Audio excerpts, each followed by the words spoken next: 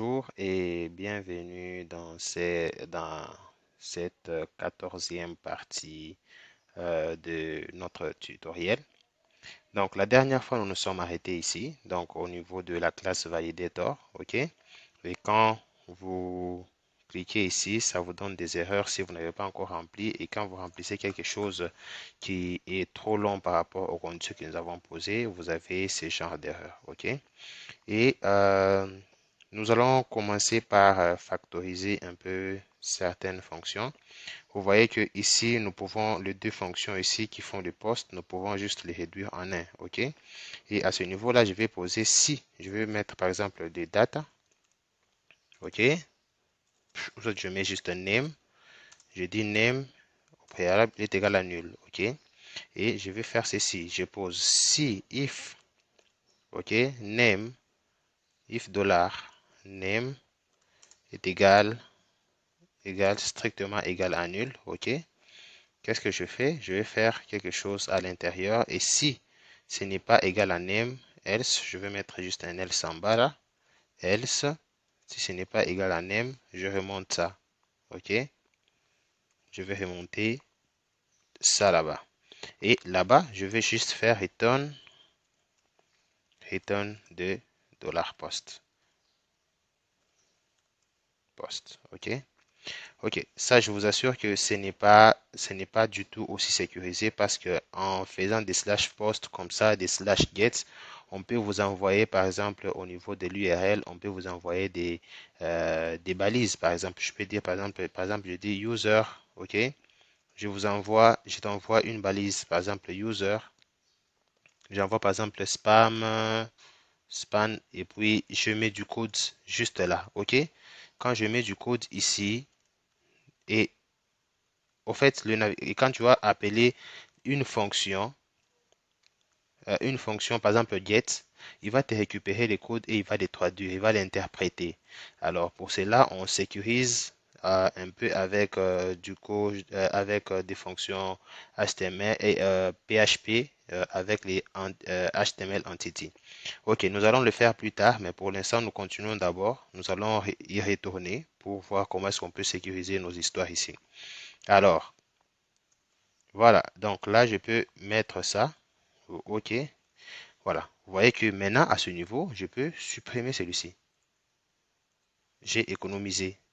OK, et à ce niveau-là, qu'est-ce que je peux faire? À la construction, je peux dire juste dollar.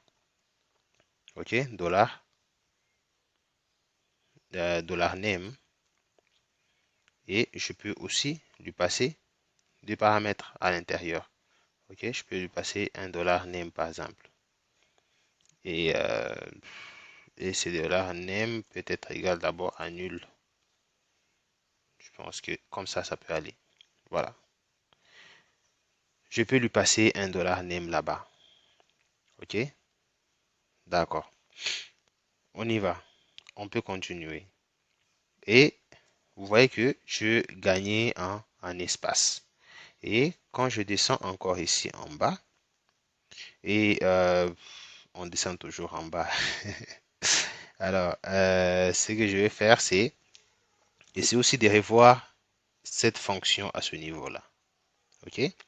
Je vais dire ceci. Une fois, par exemple, que ma fonction, j'ai plus d'erreur. Si ma fonction n'a plus d'erreur, à ce niveau-là, nous allons juste faire un retour de this. OK, au lieu de faire toutes ces histoires-là, je vais faire this tiré, OK, dollar, pas dollar plutôt, dollar name, pas name, dollar. OK, on fait ceci. Voilà. Et vous voyez que je gagne aussi parce que celui-ci, si je ne mets rien à l'intérieur, il va m'envoyer quelque chose du genre il va m'envoyer il va m'envoyer celui-là. OK? Alors, même à ce niveau aussi, j'ai pas besoin de préciser que le name est égal à nul. Je peux le laisser comme ça parce qu'il va m'envoyer $post. J'ai besoin de récupérer un tableau de tous les postes. OK? Et comme ça, on reste à ce niveau-là. Voilà. Et J'aurais aimé aussi, quand par exemple, ok, je vais actualiser pour voir si je n'ai pas d'erreur. Quand je clique, ok, voilà. J'aurais aimé que quand ma fonction réussit, ok, si je n'ai plus d'erreur et que je passe sur la page membre, que je ne garde pas en session d'erreurs ces erreurs qui sont là. Il faut que je libère cette session-là. Et pour que je libère cette session, j'ai besoin juste de faire ceci. On est en train juste de factoriser un peu. Et que je vais dire onset. Ok, je vais libérer cette session-là. Je ne vais pas détruire complètement ma session en disant par exemple session destroy. Parce que si j'ai fait session destroy, imaginez-vous que je me retrouve sur ma page membre. Cette fonction ou cette méthode validator, je pourrais avoir besoin de l'utiliser peut-être quand je suis en train de créer peut-être un article pour tester si cet article, si ces champs sont bien remplis et un peu ainsi de suite. Alors si je fais à cet endroit-là, je mets un destroy de la session, il va complètement m'écraser la session et je n'aurai plus de session. Peut-être je m'étais déjà logué et j'ai enregistré, j'ai mis peut-être l'ID de mon utilisateur logué dans la session.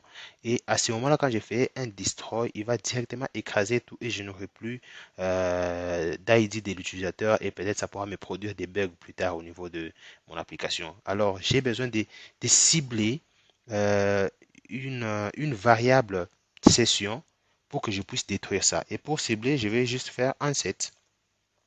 OK? J'ai fait un set dollar underscore session. OK? Et à ce niveau-là, qu'est-ce que je fais? Je passe ma variable error. C'est ce que je veux libérer juste après la connexion. Voilà. Et après ça, je pense que à ce niveau, tout est bon. Et on peut rentrer au niveau de notre helpers où nous étions en train de créer quelques fonctions que nous étions en train aussi de transférer au niveau de notre contrôleur. Quand on regarde au niveau du corps, au niveau de notre contrôleur, on pouvait créer euh, des variables globales comme on a créé là. Ça sera une variable globale qui va se retrouver au niveau de notre tweak. OK? Et à ce niveau-là, j'aimerais travailler avec des décisions parce que si je travaille avec des variables à un certain niveau, je serai limité par la portée de ces variables. Alors, en lieu de pouvoir, en lieu de pouvoir faire, de se retrouver à la fin avec beaucoup de problèmes à cause de la portée des variables, j'aurais aimé juste là que j'utilise session. OK? OK, comment on va faire pour utiliser session? Je vais dire, ah, OK, j'aurais besoin juste de faire un session. Session de quoi? Session euh, de errors. Errors. Voilà. OK. Ça me souligne parce que je n'ai pas cette fonction ici. OK. Alors, je vais essayer de créer cette fonction à ce niveau-là. Je peux même créer ça ici, hein. OK. Public. Prends un peu du temps pour factoriser nos histoires et rendre ça un peu cool, quoi. Alors, j'ai dit session. Je vais créer ça. OK. À l'intérieur, je vais te donner var, une variable, ok, pour dire, bon, je peux lui dire même val, ok, pour que ça sonne bien. Je trouve que val sonne bien, ok, voilà. Euh, Désolé, on n'est pas en programmation orientée objet ici, on est juste des fonctions natives, quoi. Ok, voilà. J'étais un peu habitué avec la programmation orientée objet. Alors, qu'est-ce qu'à ce niveau je vais faire? À ce niveau, je vais faire juste un petit du genre return, ok? Return, je vais tester si la session existe. Je dis, je vais retourner dollar underscore session, ok? De, de quoi? Dollar underscore session, de ce que je vais passer en de ce que je vais passer en paramètre. Et puis, si ça existe, qu'est-ce que je fais? Je l'affiche. Ok, je fais un dollar session de quoi? De dollar val. OK. Et à ce niveau, je mets, si ça n'existe pas, voilà, juste vide, un vide. Voilà. Vous voyez que à ce niveau-là, ma petite session, je peux l'appeler n'importe où. Et vous voyez que même mes erreurs ont totalement disparu. Donc celui-ci, je peux l'enlever parce que je n'ai plus besoin de ça. Et si nous retestons ça, regardez, ok, je vais retester. Voilà, ça marche. Ok. Et vous comprenez que à ce niveau-là, tout est vraiment bien. Alors, qu'est-ce que nous allons encore faire? Ce que je vais faire à ce niveau, j'aurais aimé que quand par exemple je remplis mes valeurs, je tape par exemple un GOI, vous voyez, et quand je lance comme ça, s'il détecte l'erreur, que la valeur à ce niveau-là soit gardée. Ok? Alors, comment je fais ça? Je vais me créer encore une autre petite fonction, juste à ce niveau-là. Ok? On va vraiment créer plein de fonctions parce que bien que ce soit une petite application, mais ça va demander beaucoup de choses et rien en programmation n'est facile. Ok? Je vais créer une petite fonction que je vais appeler setPost. Ok? Je n'ai pas vraiment de nom. Ok? Je n'ai pas vraiment de nom. Voilà. SetPost, c'est une fonction et qui va juste faire ceci. Dollar. Ok? Underscore. Ok? Je vais faire juste return. Return. Ok? Je fais dollar underscore if is7. On va faire juste, on va tester d'abord premièrement si ça existe parce que des fois ça peut pas être là. Alors ça va nous causer beaucoup de problèmes. Je vais le stocker en session. Je stocke ça en session et je dis, OK, à ce niveau-là, je vais t'envoyer quelque chose que je vais appeler session name, du genre name, voilà, on peut mettre input name. Je suis pas vraiment inspiré sur les noms. Alors, je vais mettre juste input et puis on va faire ceci. Et puis, si ça existe, on ramène ça en lui disant, OK, monsieur, on va t'afficher là. Ça sera input. Excusez-moi, j'ai pas vraiment beaucoup de noms dans ma tête pour tout ça. Alors, voilà. Donc, ce qui signifie que je veux garder en mémoire, je vais garder en mémoire les inputs. OK? Et maintenant, où est-ce que je vais les garder en mémoire? Je rentre à ce niveau. OK? C'est à ce niveau, c'est à ce niveau que je veux essayer de garder ça en mémoire. D'accord? On va le mettre à ce niveau-là. Donc, le poste, ça sera juste à ce niveau-là. OK? Quand nous testons que la clé existe, alors nous créons une variable $session. OK? Underscore session. On met post. J'avais mis input. OK? Input dans lequel je vais stocker $this. OK? Tirer post.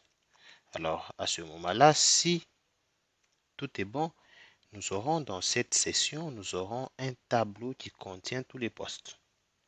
Je pense qu'à ce niveau, nous sommes plus clairs. OK. Avant d'aller plus loin, je veux devoir d'abord aussi, ça m'embête de travailler trop avec les variables de session là. Alors, ce que je vais faire, c'est que je veux complètement créer une fonction qui pourra commencer à me traiter les problèmes de session. OK? Et c'est ce que je vais faire à ce niveau. Ici, OK. Je vais juste le créer là. Je vais dire public function section, ok, c'est la section et je vais lui donner une variable, ok, un nom, ok, et je vais dire que ça peut prendre, la deuxième paramètre, ça peut être un data, ok, un data qui peut être un tableau ou juste une chaîne de caractères. Et à ce niveau, je vais tester si c'est empty, cette variable est empty ou nul, ou différent, plutôt différent de vide ou différent du nul. Et si c'est ça, et si c'est comme ça, qu'est-ce que je fais? Je vais dire juste session, ok? Et puis $name est égal à data. Et si cette variable est vide, ok? Si cette variable est vide ou la data est différente et nulle, et qu'est-ce que je vais faire? Je vais juste retourner cette variable-là, si ça existe bien sûr, ok? Je pense que sur ces points, on est tous d'accord. Alors, étant donné que je viens de créer cette petite fonction, qu'est-ce que je fais à ce niveau-là? Je pourrais juste, au lieu de venir utiliser ce gars-là, ok, tout ça, je vais juste me faire un truc du genre comme ça. Regardez, je suis là, je mets juste this, je mets session, ok, et à ce niveau, qu'est-ce que je dis? Je lui passe le nom, ok, ça sera le nom de la variable, c'est mon input, ok, et en deuxième paramètre, je vais lui passer la variable, ok. La variable, ça peut être un tableau ou juste une variable. Alors moi, je vais lui passer le tableau de mes postes. Voilà. Et à ce niveau-là, je pense que je viens de créer ma session. Tout compte fait, on peut même l'utiliser partout où nous voulons, mais je vais m'arrêter d'abord là-bas. Et voilà. Donc, je viens de créer mon tableau de input. OK. Maintenant, ce qui est sûr, c'est que à ce niveau-là, à ce niveau-là, euh, mes inputs sont réellement sauvegardés. OK? Et maintenant, comment est-ce que je vais maintenant transférer ça à la vue? Ok, vous vous rappelez des variables globales, ok?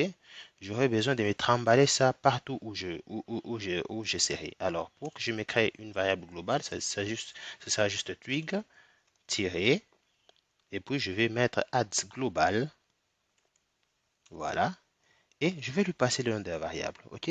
Alors, pour moi, qu'est-ce que ça, quel sera le nom de la variable? Je peux lui dire, bon, ok, je vais te donner le nom, par exemple, post, ok? Et puis, et la virgule. Ok, j'aurais besoin de... Je vais trouver ça où? Ok, je me suis dit que à ce niveau-là, ok, à ce niveau-là, je récupère la session input. Et cette session input contient les postes, ok? Quand vous rentrez à ce niveau-là, vous voyez que j'ai affecté à mon input un tableau de postes. Ok, je pense que c'est trop simple. Et nous allons maintenant appeler notre fonction que nous avons créée, c'est set, ok, set post. Ok, c'est ce que nous allons venir avec ça ici. Et nous allons mettre comme ça. Voilà. Et comme ça. Alors maintenant, ça signifie que je peux avoir accès à ma variable post. Ok, on va essayer. Je vais aller dans mon twig ici. Et qu'est-ce que je vais faire à ce niveau-là? Comme je suis dans le username, qu'est-ce que j'ai fait? J'ai fait juste val, j'ai dit val, ok? C'est value qui sera égal à, ok, on va afficher cette variable en disant c'est post.username, username. Je vais faire de même avec celui-ci, value, c'est post.password, password. Voilà. Je pense que à ce niveau, tout est correct. Ok, on va réactualiser. Ok, vous voyez le problème qu'on a, c'est que ça a enregistré dans notre variable session tous ces choses. C'est pourquoi quand vous voyez, j'actualise et il y a pas quelque chose qui se passe. Ok, on va faire ceci, on va relancer. Je vais relancer ça. Ok, voilà. Allons-y. Qu'est-ce que je fais? Je fais ça expressément, ça donne. Et quand j'enregistre Miché et j'enregistre Ngoi et je fais ceci, par exemple, je laisse là. Allez. Oh, je vois que ça ne marche pas. Ok, ça n'a pas mis en session ce que je voulais. Ok, on va revoir ça. Ok, vous vous rendez compte que c'est ici qu'on s'est trompé. Alors, nous allons faire ceci. Ok, nous allons enlever notre petit dump. Ça, je vais carrément le laisser, hein. J'enregistre. Et puis, nous faisons ceci. Ah, voilà. Vous voyez qu'il a gardé Michengoi, ok? Et vous voyez que dans mon tableau poste, je me retrouve avec ce tableau-là. C'est pourquoi j'arrive à accéder à ça facilement. Ok. Je pense que à ce niveau, nous pouvons maintenant bien continuer, hein? Nous pouvons maintenant bien continuer parce que euh, si nous faisons notre review, nous avons essayé un peu de factoriser toutes ces histoires-là. En commençant par notre name, ok, qui était scindé en deux, il y avait all et puis il y avait le name ici. Et nous avons pu réunir tout ça en deux, deux en un, ok, et nous avons appelé ça dans un constructeur pour l'initialiser avec la variable post ici, ok. Et cette variable post, vous comprenez que c'est un tableau, ok. Et on peut même préciser là, hein, on peut même préciser là, ok. Même l'erreur ici, on peut aussi préciser là que c'est un tableau, ok, pour ne plus avoir de confusion. Voilà. Et une fois que nous avons soumis, ok, nous avons dit que si nous soumettons et que ça réussit, ou qu'on n'a pas l'erreur, qu'est-ce qu'on fait? On va juste unset. Ok, en fait, on écrase la variable error et on passe et on enregistre au niveau de la variable et on retourne le name. Ok, voilà. Et maintenant, étant donné que tout ceci est en place, maintenant passons maintenant et à tester maintenant à créer notre table user. Ok, pour créer notre table user, nous ouvrons notre database. Ok, je l'ai fait en amont pour ne pas passer vraiment beaucoup de temps sur ça. Parce que nous voulons juste voir le principe de fonctionnement de notre application. Et j'ai créé une table que je vais appeler user. OK? Et à ce niveau, j'ai créé un ID, j'ai créé le username, j'ai créé le password et j'ai créé le rôle. OK? Et comment j'ai fait? Le rôle, c'est un boolean. C'est pourquoi j'ai mis un 1. OK? Si c'est 1, donc c'est true. Si c'est 1, par exemple, c'est un administrateur. Si c'est 0, c'est un utilisateur simple. Et vous voyez que j'ai enregistré même un utilisateur à ce niveau-là. Alors, tout compte fait, avant de continuer encore, nous avons beaucoup de choses à faire, hein. Ok, nous sommes en train de travailler sur une page login, ok. Au lieu de trimballer toutes ces histoires en administrateur là-bas, je vais devoir me créer comme ça concerne, au fait, ça concerne les users, je me crée un folder user à ce niveau, ok, users, voilà, et je vais carrément déplacer. Je vais déplacer carrément ce monsieur Bishi en là-bas. OK? Et vous comprenez que si vous actualisez, maintenant là, vous aurez une très grave erreur. Pourquoi? Parce qu'il vous dit qu'il n'a pas trouvé ça. OK, c'est bon. OK. La deuxième chose à faire deuxième chose à faire, c'est aller à ce niveau-là, changer. OK? Je vais dire que non, ça sera plus, ça sera user. OK? Users. Ça sera aussi ici, users. Voilà. Et à ce niveau, vous comprenez que nous devons aussi changer. Là aussi, nous devons aussi changer. Et en ce qui concerne les contrôleurs, on doit aussi changer les contrôleurs. OK. On passe, on dit, OK, c'est bon. Le contrôleur, on va te dire que tu seras user controller. OK. Et là, tu seras aussi user controller. Voilà. Et à ce niveau, je peux le changer ou le laisser. Alors, je préfère que je crée aux autres Jerry name. Qu'est-ce que je peux faire à ce niveau? Ok, je vais carrément renommer ça. On pourra créer admin plus tard, hein.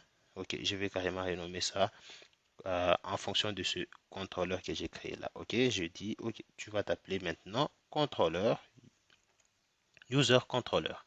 Et là, qu'est-ce que j'ai fait? Je vais faire un rename de user controller et à ce niveau-là, pour permettre à ce que mon autoloading fonctionne normalement, je vais t'appeler comme ça. Voilà. Et une chose, vous comprenez que si nous avons fait ça, nous sommes obligés d'aller là-bas, changer et dire que tu seras plus euh, admin, tu seras users.login. Ah, ok, ce n'est pas tout. Et vous comprenez que à ce niveau, au niveau de layout, là où nous avons placé notre bouton default, notre bouton login, nous devons changer ça en users. Sinon, ça n'a plus marché, hein. Voilà. Et à ce niveau-là, quand nous faisons actualiser, vous comprenez que ça ne va pas marcher parce que ce chemin-là n'est pas trouvé et vous avez l'erreur 404. Quand vous inspectez ou je crois vous inspectez ça, vous allez dans Network, euh, Network, vous allez voir que c'est une erreur 404. OK? Voilà. Et vous avez cette erreur ici parce qu'on n'a pas retrouvé cette page. Alors, rentrons un peu. Rentrons jusque ici. Voilà.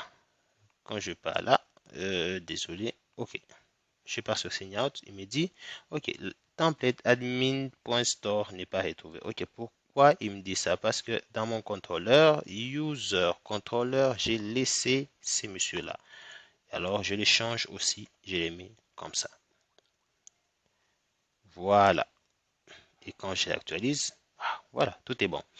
Maintenant, étant donné que nous sommes maintenant sur les mêmes bases, nous pouvons maintenant continuer dans une prochaine vidéo. Merci beaucoup.